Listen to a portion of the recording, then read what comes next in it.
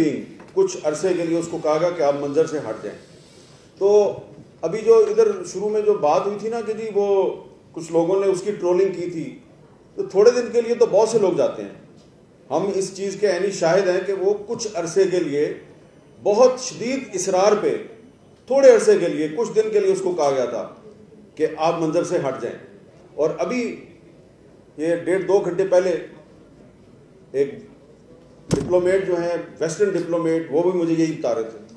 तो मैंने उसको कहा कि हाँ आप सही कहते हैं, हमारे साथ भी उसकी यही बात हुई थी। वो पाकिस्तान से नहीं जाना चाह रहा था, लेकिन फिर उसको कहा गया कि हिकमत का मुजाहरा करो, थोड़े दिन के लिए चले जाओ। तो यहाँ पे बड़ी बात हुई है जी, मैं ज़्यादा लंबी बात नहीं करूँगा। इधर एक हिकमत अमली बनाने की बात हुई है कि स्ट्रेटजी कैसे बनाई जाए कि अरशद शरीफ को इंसाफ कैसे दिया जाए। यहाँ पे इमरान रियाज साहब जो है उन्होंने बिल्कुल सही कहा कि सियासतदान जो है वो तो इस काबिल नहीं है कि वो सहाफ़ियों की ज़िंदगी के लिए ख़तरात बने, लेकिन वो कभी कभी सहूलतकार बन जाते हैं। तो सियासतदान जो है उसमें वाकई जुर्रत तो नहीं होती, लेकिन वो अपनी कमज़ोरी और बुज़दिली की वजह से सहूलतकार ज़रूर बन जाता है। तो उसको सहूलतकार नहीं बनना चाहिए। हमारे यहाँ पे एक दोस्त ने भी बात की, सलीम सादी साहब ने, कि उन्होंने बहुत से नाम लिए, बहुत से सहाफ़ियों के नाम लिए कि अगर उनके मुकदमा कत्ल या उनकी शहादत की तहकीकात की जाती है, उसमें हम अगर अपनी इत्तेहाद का मुजाहरा करते तो शायद अरशद शरीफ को भी शहीद ना किया जाता। इस हवाले से भी मैं आपको एक चीज़ बताना चाहता हूँ। जब 2016-17 में अरशद शरीफ शहीद ने इस्लामाबाद हाई कोर्ट में एक पिटीशन दायर की, और उनके वकील थे शबीर साहब, शायद उनका नाम था।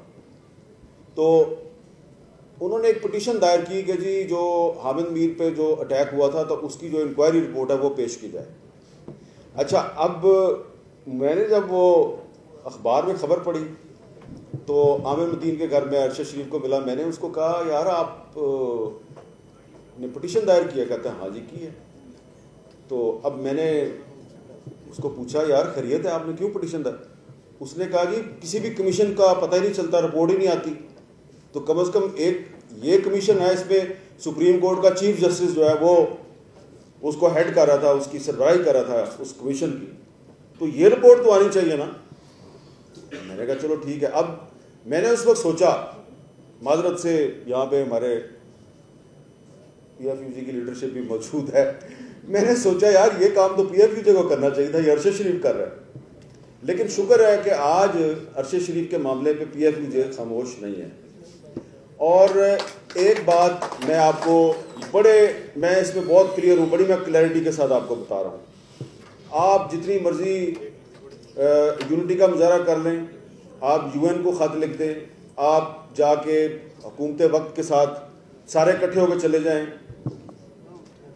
जितना मर्जी प्रेशर डाल लें, बात वही है। 100 बातों की एक ही बात है भाई, अभी तक FIR दर्ज नहीं हुई तो बात आगे कैसे बढ़ेगी?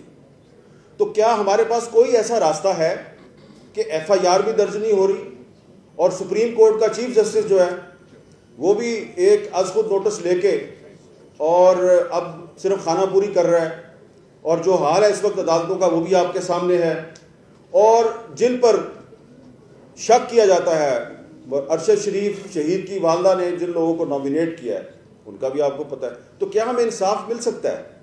एक सवाल है। बहुत से लोग ये कहेंगे कि इंसाफ नहीं मिल सकता। मैं ये समझता हूँ कि आपको इंसाफ मिल सकता है।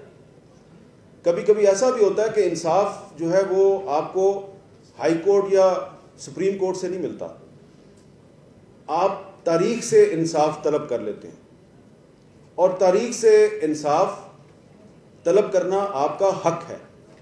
और जब आपको हक ना मिले तो फिर हक को छीन लेना चाहिए। अब आप सोचेंगे कि ये हम इंसाफ कैसे छीने? इंसाफ छीनने के दुनिया में बहुत से जायज़ कानूनी तरीके मौजूद हैं।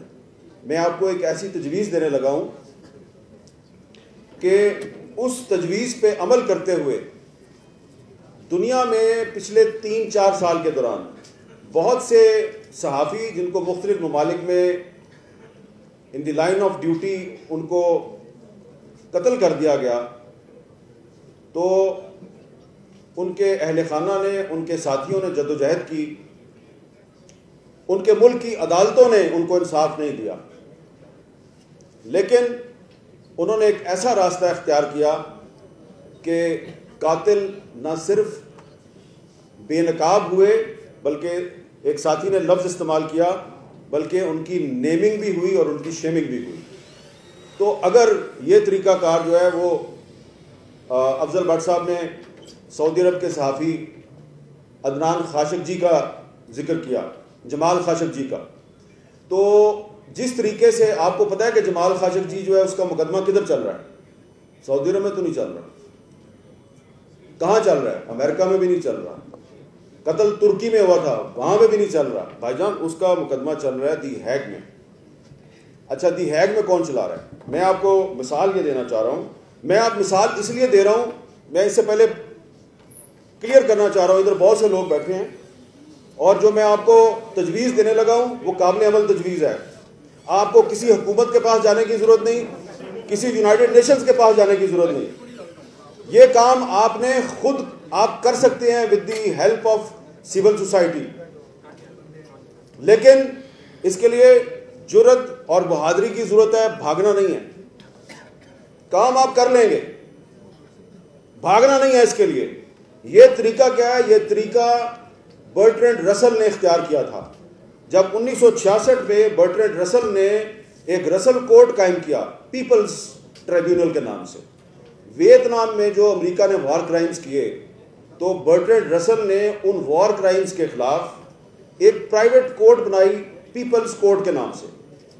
उस कोर्ट का ताल्लुक किसी हुकूमत से नहीं था। उस कोर्ट में दुनिया के बड़े बड़े जो कॉन्स्टिट्यूशनल एक्सपर्ट थे, रिटायर्ड जज थे, प्रोसिक्यूटर थे, सिविल सोसाइटी के एक्टिविस्ट थे, उनको बिठाया गया।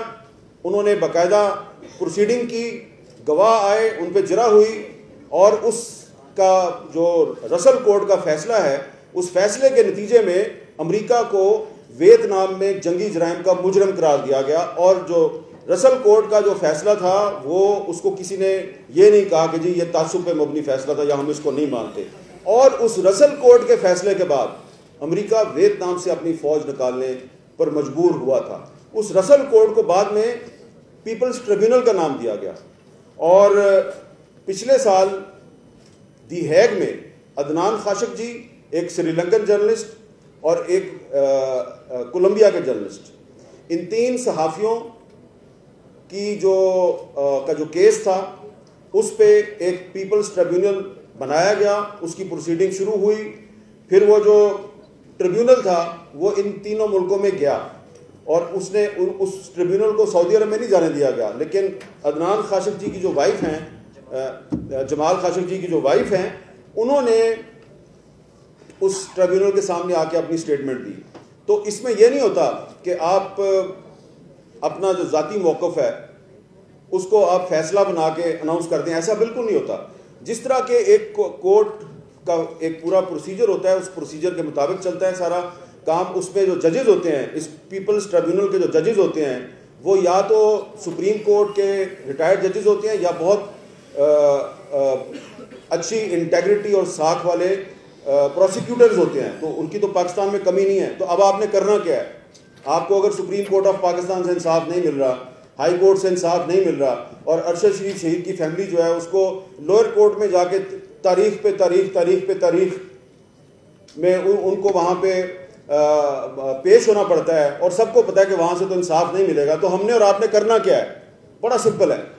आपने Pakistan Federal Union of Journalist ने और दीगर जो स्टेक होल्डर्स हैं, आपने Supreme Court Bar Association, Pakistan Bar Council, Human Rights Commission of Pakistan, Reporters Without Border, Committee to Protect Journalist और फ्री प्रेस अनलिमिटेड, इन सब के साथ मिलकर एक मीटिंग करनी। ये इसलिए मैंने नाम लिए हैं कि जो दी हैग में जो पीपल्स ट्रिब्यूनल बनाया गया है, जो दुनिया के मशहूर सहाफ़ियों के कत्ल के मुकदमात की समाअत कर रहा है, उस पीपल्स ट्रिब्यूनल को बनाने में RSF, reporters without borders, CPJ और फ्री प्रेस अनलिमिटेड, इन 3 तंजीमों ने उनको इकट्ठा किया। और इन 3 तंजीमों के साथ अगर आपका राब्ता नहीं है तो मैं आपका राब्ता करवा देता हूँ। मैं खुद पिछले साल दी हैग में मुझे भी बुलाया गया था, मैं भी वहाँ पे गया था।